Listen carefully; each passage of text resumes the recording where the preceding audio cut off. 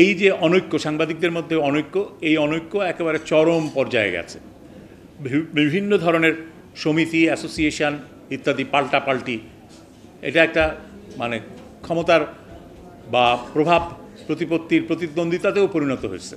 ফলে সাংবাদিকদের সবার স্বার্থ, সামগ্রিকভাবে এই পেশায় যারা যথাযথভাবে কাজ করছেন, পেশাগতভাবে নিজেদেরকে ভাবেন বা প্রতিষ্ঠা করতে চান, তাদের জন্য কোনো অভিন্ন ছত্র মানে একটা নাই, কি বলে, মাথার উপরে কোনো ছায়া নাই, মাথার উপরে কোনো ছাদ নাই, একটা ঐক্যবদ্ধ ইউনিয়ন নাই। ফলে সাংবাদিকদের এক্সপ্লয়েট করা খুব সহজ হয়। যারা এক্সপ্লয়েট করতে চান, যারা সাংবাদিকদেরকে ঠকাতে চান, যারা সাংবাদিকদেরকে নানা ধরনের কাজে ব্যবহার করতে চান, তারা ঠিকই ব্যবহার করছেন, তারা সেই সুযোগটা নিচ্ছেন। কারণ সাংবাদিকরা ঐক্যবদ্ধ নয়, আপনার বেতন ভাতা আদায়ের জন্য সংগ্রাম কোথাও তাদের মোকাবিলা করতে হচ্ছে না। এই ধরনের একটা পরিস্থিতি, অর্থাৎ সব দিক থেকেই একটা নৈরাজ্যজনক পরিস্থিতি তৈরি হয়েছে। বাংলাদেশের বাজারে যতটুকু বা যেই মাত্রায় আপনার পাঠক, দর্শক, শ্রোতা আছে, যাদের যে চাহিদা, সেই চাহিদার তুলনায় টেলিভিশনের সংখ্যা বেশি, রেডিওর সংখ্যা বেশি, আবার খবরের কাগজের সংখ্যাও বেশি। তারপরে এখন শুরু হয়েছে অনলাইন, শত শত অনলাইনের পোর্টাল। এর পাশাপাশি আছে সোশ্যাল মিডিয়া।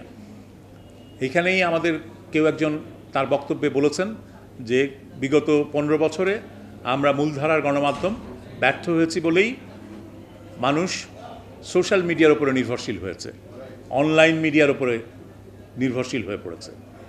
হঠাৎ করে যে সমস্ত অনলাইন মিডিয়া গড়ে উঠেছে, সেই সমস্ত অনলাইন মিডিয়ার খবরকে বেশি বিশ্বাস করেছে। এখানেও সমস্যা হচ্ছে যে আমরা মূলধারার গণমাধ্যম ব্যর্থ হয়েছি কেন? মূলধারার গণমাধ্যম ব্যর্থ হয়েছি রাজনৈতিক কারণে, রাজনৈতিক প্রভাব, সরকারের বিভিন্ন স্বৈরাচারী পদক্ষেপ, মামলা মোকদ্দমা, আইন দিয়ে বিভিন্নভাবে নিয়ন্ত্রণ এবং নিপীড়নের চেষ্টা, ভয়ভীতি প্রদর্শন। আবার একইভাবে কর্পোরেট গ্রিড, বড় বড় মালিকদের যে কর্পোরেট স্বার্থ, সেই কর্পোরেট স্বার্থ, তাদের মুনাফা, অতি মুনাফার লোভ, সেগুলোর থেকে তারা সংবাদ মাধ্যমকে ব্যবহার করেছেন তাদের স্বার্থ রক্ষার জন্য। এই বাস্তবতার থেকে বেরিয়ে আসতে হলে